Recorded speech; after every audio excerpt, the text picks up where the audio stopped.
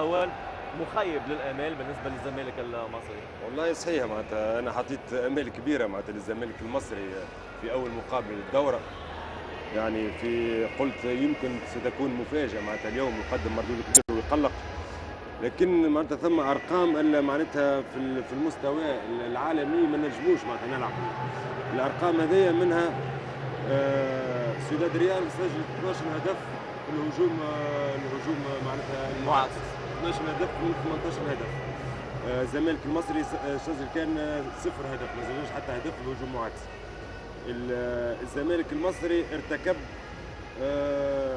8 اخطاء هجوميه، الثمانيه اخطاء هجوميه هذوما بعد ولاو معناتها في هجوم معاكس سودان ريال. سودان ريال ارتكب خطا واحد في الهجوم. احسن لاعب في الزمالك المصري اللي هو الاحمر ما سجل حتى هدف في الشوط الاول. معناتها بالارقام هذوما الزمالك بسداد ريال. وانا معناتها المفاجاه اللي صارت لي هي سداد ريال اللي البارح توصل معناتها لنزل نصف الليل معناتها من قطر بعد معناتها فتره طويله سفر. ابهدوني معناتها عندهم معناتها سداد ريال كانوا معناتها ثم يعني اسلوب نتاع العب نتاع ما تبدلش، ثم ياسر جديه في اللعب، وخذاو معناتها المقابله كما نقولوا احنا معناتها باحسن طريقه للانتصار. جدية وراحة أيضا. جديه وراحه، ثم جديه وثم الراحه، لان ثم جديه قبل كل شيء. بالنسبه للزمالك المصري في اول معناتها المقابله سداد ريال يلعب 3 تغييرات في الدفاع، وما استغلوش التغييرات الثلاثه اللي سووا. بالتالي نجم يستغلوا اكثر. الهجوم المعاكس نتاع الزمالك المصري مش هجوم معناتها منظم، عندهم مشكل في لا هجوم منظم، والمشكل الثاني ان يعملوا تغييرين في الدفاع. الشوط الثاني في مغلب معناتها الفترات نتاعو هو نفس النسق ونفس الوعد كالشوط الاول، ما ثماش فرق كبير برشا. احيانا الزمالك يظهر معناتها يرفع شويه بالمستوى نتاعو، واحيانا يرجع للمستوى نتاعو نتاع الشوط الاول. السداد ريال حافظ على نفس النسق اللي لعب به بالشوط الاول هو اللي لعب به بالشوط الثاني. الحاجه الباهيه ان سداد ريال معظم اللاعبين نتاعو لعبوا 15 دقيقه 17 دقيقه، ابار معناتها فاران ودينار وديدي دينار لعبوا كان في الدفاع.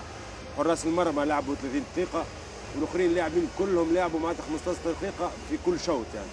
يعني بالنسبه لي هو تحضير كلي للمقابلات اللي من بعد معناتها لعب معناتها اهداف. نصور المدرب نتاع سداد ريال اهداف ما فماش احسن من مقابله كيما هذه باش يدخل في الدوره، باش يشرك اللاعبين الكل، وباش يحضر بشوي معناتها باش يوصل يوم الاثنين. نتصور معناتها يوم الاثنين أول مباراة صعبة تقريبا، اول مباراه منطقية. صعبه ودور النهائي باش يكون معناتها يوصل للنسق نتاعو.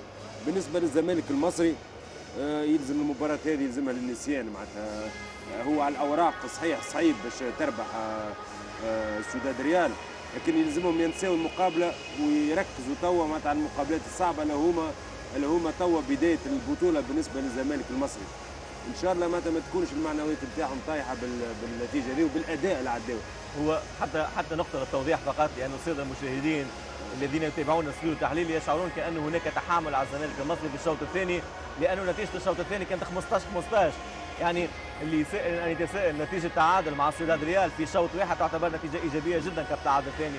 ولكن لماذا تحدثنا بهذه الكيفية؟ لأنه شعرنا كلما أراد الزمالك المصري أن يقترب كثيرا كان سداد ريال تحكم في نسق المباراة، بإمكانه أن يرفع في الفارق متى أراد ذلك. نعم بالطبع مثل ما ذكرت هيكل نادي الزمالك تحسن في الشوط الثاني مثل ما ذكرنا. ممكن الشوط الاولي رهبه من اللاعبين او عدم التركيز. اعتقادي ان الشوط الثاني الجهاز الفني له دور في هذا الشيء، رفع معنوياتهم من المباراه. ان الفريق ما راح يخسر شيء. الزمالك مطالب به، مش مطالب انه يفوز على سودات بكل صراحه، مطالب انه يظهر بمظهر مشرف على الاقل لتشريف كره اليد الافريقيه والعربيه في نفس الوقت. ولذلك احنا شاهدنا ان الشوط الثاني كان افضل بكثير من الشوط الاول وما اداه. في اعتقادي ان الزمالك خطا خطوه جيده، والشوط الثاني خطوه جيده من ناحيه المستوى. اعتقد ان المباراه الجايه اللي راح يلعبها في اعتقادي انه راح تكون افضل من المباراه بكل تاكيد من المباراه السابقه اللي لعبها اليوم. واعتقاد انه مثل ما ذكرت احنا ليس متحاملين، بالعكس فريق الزمالك فريق نحترمه وفريق جيد وفريق يشرفنا احنا كعرب، ولكن علينا ان نتكلم بالمنطق والواقع ان ريال سدات والزمالك هناك فرق كبير بين بطل العالم وبين بطل افريقيا. طبيعي جدا بطل العالم و بطل كأس افريقيا الانديه الفائزه بالكؤوس وكأس السوبر الافريقيه. باعتبار تعرف في افريقيا تغير القانون، في العاده كان الفائز بالكأس افريقيا الانديه البطله هو اللي يشارك في سوبر جلوب. الان اصبح الفائز بكأس السوبر، طبيعي جدا يعني كالعاده الاتحاد الافريقي له كل سنه عنده قوانين مثل كرة القدم مثل كرة السله ومثل بقيه الاتحادات. كابتن هيكل مجنب سيوداد ريال هذه البطوله دوتشي بايف اكد انها هامه جدا، باعتبار ان دوتشي بايف يشك في امكانيه تعرف حتى يشارك في البطوله القادمه يجب ان يكون اما بطل هذه النسخه او بطل الشامبيونز ليغ الاوروبيه، والاسهل ان يكون بطل هذه النسخه. انا والله معناتها اعجبت بالمردود نتاع اللاعبين، مش نحكي على الفنيه لاعبين معروفين، لكن على الاحترافيه اللي لعبوا بها اللاعبين سداد ريال اليوم، خاطر مش سهل زاد يلعبوا قدام منافس اقل منهم، يعرفوا اقل منهم مستوى، صعيب معناتها لاعب كبير باش يلعب في نفس المستوى اللي لعبت فيه سداد ريال، الاحترافيه وخصوصا الجديه اللي لعبت بها. انا برهني اليوم سداد ريال، قلت لك عندي استفهام قبل الواحد، هل ان سداد ريال باش يخمم بعد 10 ايام في بطوله اوروبا والا معناتها باش يخمم في البطوله هذه؟ يظهر اليوم جاي باش يلعب على الفوز وباش ينتصر معناتها بالبطوله هذه. طبيعي هذا واضح جدا. امال كبيره معناتها من اول المقابله، امال كبيره معناتها انه باش ينتصر. حتى هذا ما اكده دوتشي بايف مدرب فريق سداد ريال